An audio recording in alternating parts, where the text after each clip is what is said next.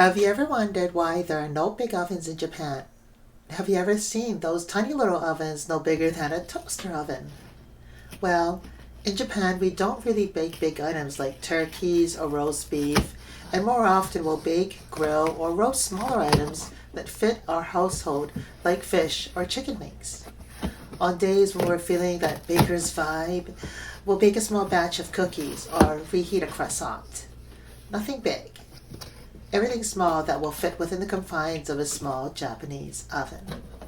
So even though we are in Canada, living the opposite lifestyle from those Canadians living in Japan, we are toughing it out here at a place that is not quite economically conducive to a positive, healthy lifestyle balance of working and living affordably. You got it. We're on the west coast of Canada, in a little town called Vancouver.